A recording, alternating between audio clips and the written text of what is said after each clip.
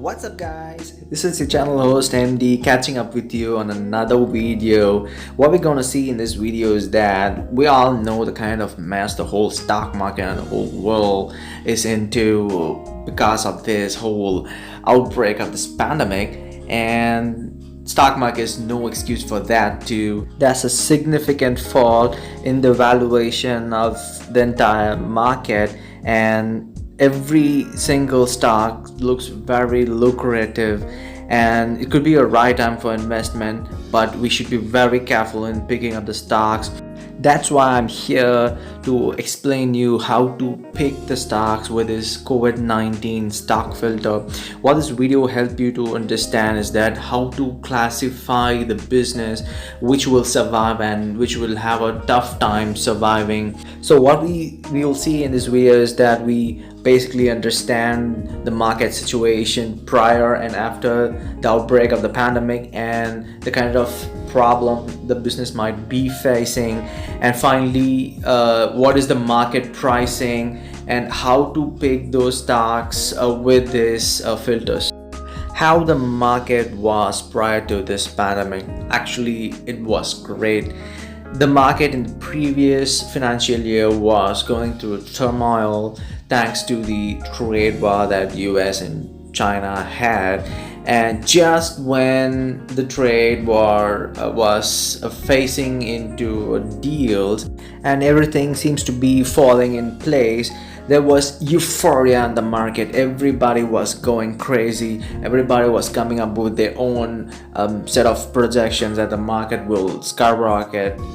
To put it in a nutshell, there was absolute bullishness in the market with strong liquidity backing the consensus of the entire analyst that there will be a speedy global recovery. The only gray spot in this whole consensus was that the valuation was at a historical high and it was absolutely stretched.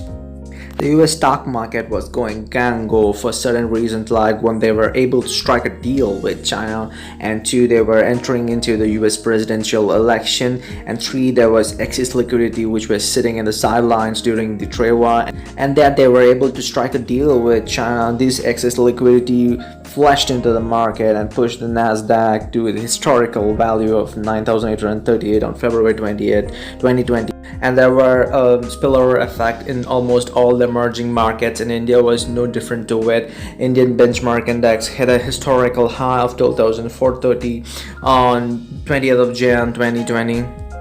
When anything seems to be going good for the global markets, China started reporting a mysterious disease which was first reported in the late 2019 in Wuhan, China, and the initial fatality was around a mere 20. Following the outbreak of the disease, the World Health Organization (WHO) announced it as pandemic and named it as novel coronavirus. The announcement came in so late that the virus was already across the globe and the world was officially entering the bear market. Within a matter of days, the world turned upside down. What seems to be so good for the global markets, within a matter of weeks, it looked so horrible. All the sense of bullishness turned into bearishness. The bears used the historical high stretched valuation to crush the bulls. Suddenly there was a shift in the appetite for risk. All the risk on trade was started moving towards the risk of trade, and obviously the goal was the element of safety, which in turn pushed the gold to its historical high valuation. The US stock market corrected more than 30% and officially entered the bear market. The fierceness of the fall was unprecedented, and even the 2008 crisis was not a close match for it. There need not be a special mention for India, as it already fell in line to the rout in the global stock market, which actually corrected 40%, which were way higher than the other emerging market owing to the macroeconomic issue that India was facing prior to the outbreak.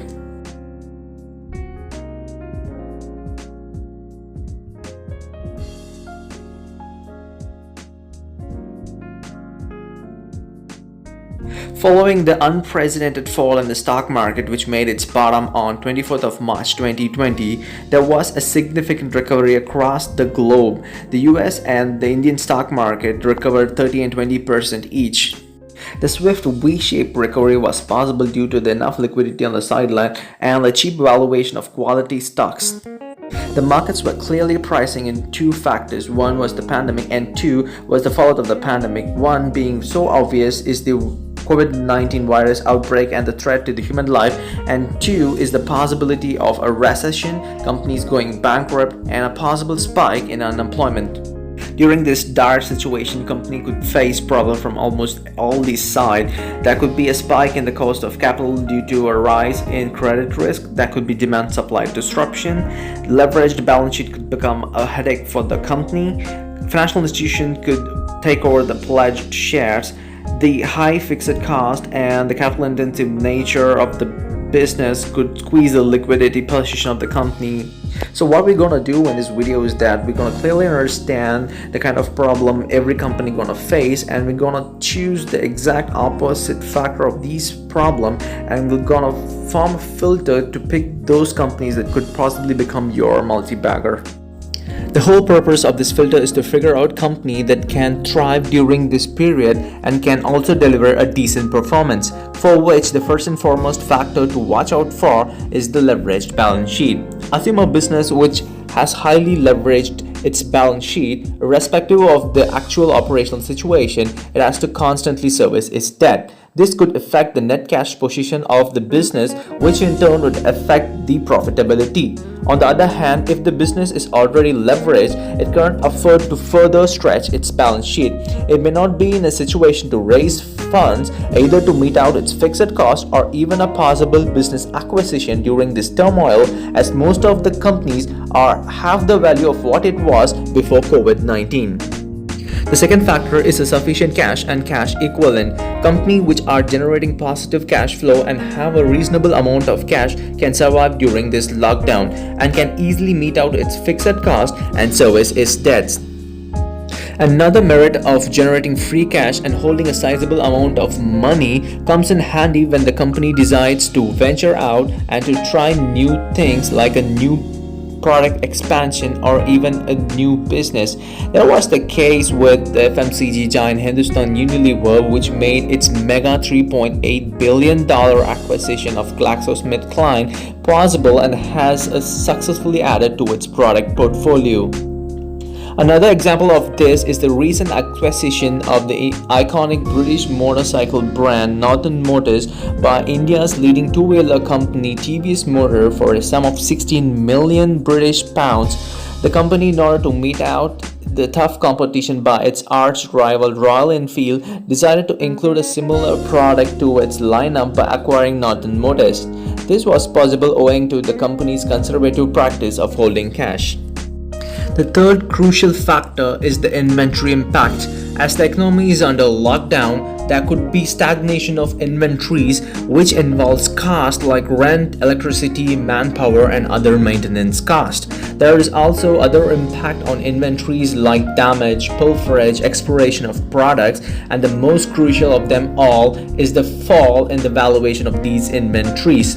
There is no bigger sighting to this than the colossal fall in the crude oil price. The crude was quoting at $60 per barrel before the outbreak of the COVID-19, which is now trading at $20 per barrel, a fall of more than 75%. If this was the case to the producer of the crude oil, imagine the kind of impact on the financial institutions that could have funded its operation.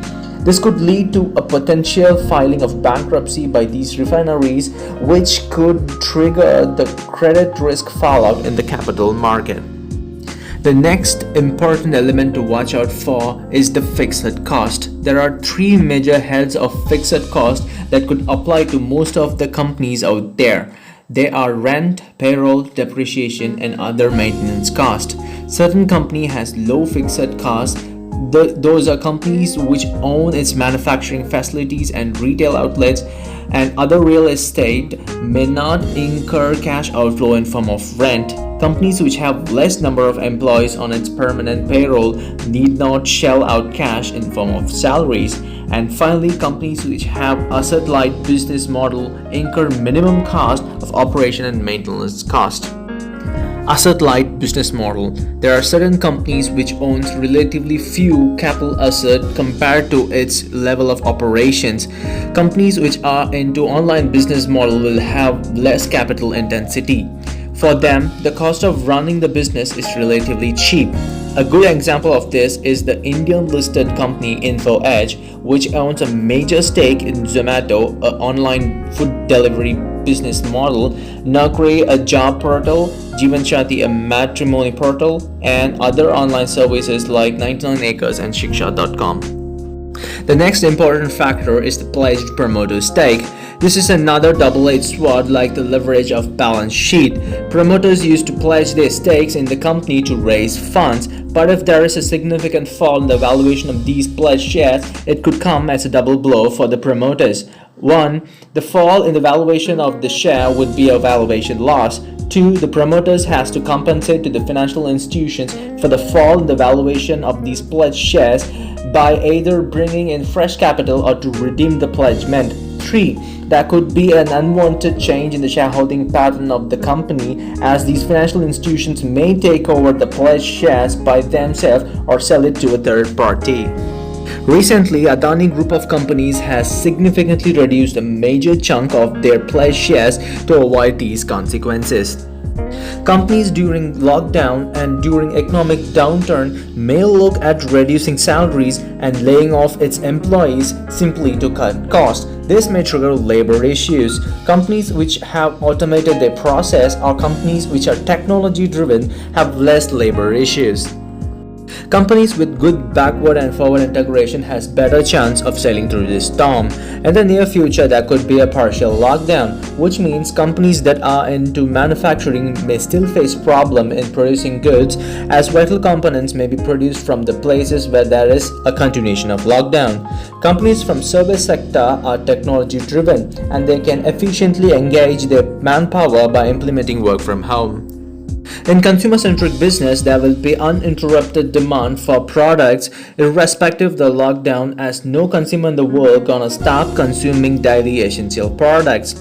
However, there could be impact on the supply side. These are the businesses which are likely to be less impacted by the economic slowdown, which ensures business continuity. And also, FMCG companies are mostly cash rich, free cash generating, and gives high dividend payout. Most of the blue chip companies handsomely rewards their shareholders with high dividend payout, showing their commitment towards its investors, which also reflect the high corporate governance standards of these companies. The dividend could also be partially compensated for the fluctuation in the market. These companies could be the market leader in their business, which also gives the promise of business continuity. And also, betting on the market leader gives better investment prospects. Companies could be dependent on the global market either for the import of their raw materials or for the export of their goods and services. Companies with global dependence may take a hit, however, there could be certain exemptions. The supply side of the problem could be resolved before there is a pickup in the global demand, which could take a longer period. Only few companies has the pricing power in the market by the virtue of being the market leader, the uniqueness of the product, or for the scarcity of the supply of the supplementary products.